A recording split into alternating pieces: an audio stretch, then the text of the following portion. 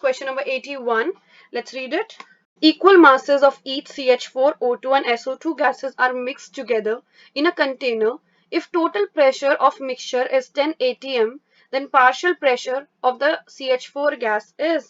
Student, we know that partial pressure of CH4 which you have to calculate is equals to total pressure multiplied by mole fraction of CH4. That means now we have to calculate mole fraction of CH4 because we are given with the total pressure which is 10 atm. So for mole fraction of CH4, we'll be calculating the number of moles of CH4O2 and SO2. So number of moles of CH4 is equals to mass upon molar mass. So let's assume the mass of each gas is be X. So X upon 16. Number of moles of O2 is equals to X upon 32. And number of moles of SO2 is equals to X upon 64. So mole fraction of CH4 is equals to X upon 16 upon X upon 16 plus X upon 32 plus X upon 64, which is equals to 4 upon 7. So we can calculate the partial pressure of CH4, which is equals to total pressure, which is 10 multiplied by mole fraction of CH4, which is 4 by 7, which is equals to 40 upon 7 atm. That means the correct answer is option number 4. Moving to the next question, which is 82. Let's read it. Real gas approaches to ideal behavior at. Student, real gas approaches ideal behavior at high temperature and low pressure. Since at high temperature, the interparticle forces of attraction becomes insignificant, so gases tends to behave ideally. That means the correct answer is option number 2. At high temperature and low pressure, real gas approaches to ideal behavior. That means the correct answer is option number 2. Moving to the next question, which is 83. Let's read. Maximum critical temperature among the following is of. Student, critical temperature depends upon intermolecular forces of attraction. Higher the intermolecular force of attraction, higher will be the critical temperature. So among the given options, H2O will have the highest critical temperature because in H2O there exists hydrogen bonding.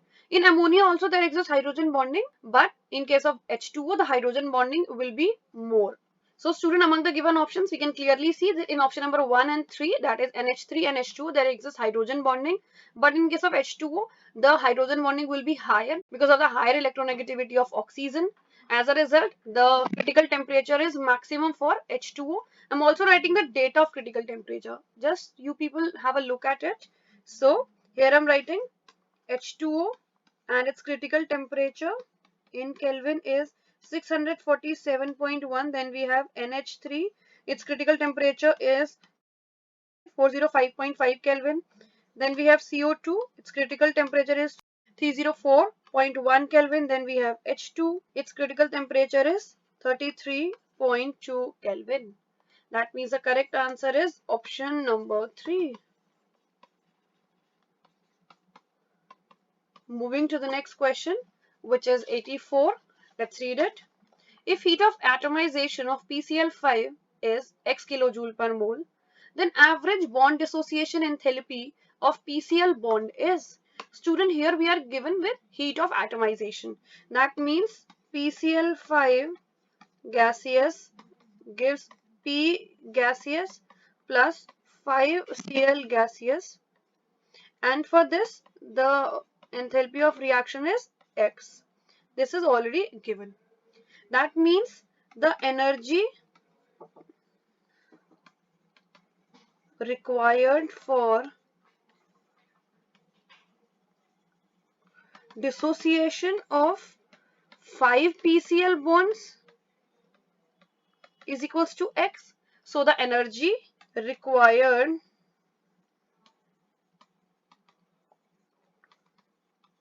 for dissociation of 1 PCl bond is equals to X by 5 kilojoule. That means the correct answer is option number 3. Moving to the next question, which is 85. Let's read it. For an endothermic equilibrium, A gaseous plus B gaseous gives 2C gaseous plus D gaseous.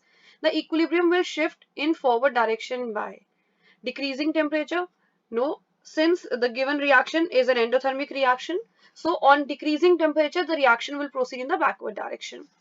Adding inert gas at constant pressure. Student, this is the correct answer, as addition of inert gas at constant pressure will shift the equilibrium towards greater number of gaseous moles. That means in this case the reaction will shift in the forward direction. Moving to next, adding catalyst. Student, we all know that addition of catalyst will not change the equilibrium. Moving to next, increasing pressure. Student, on increasing pressure, the reaction will shift towards lesser number of gaseous moles. That means in this case, the reaction will proceed in the backward direction. That means the correct answer for this question is option number 2.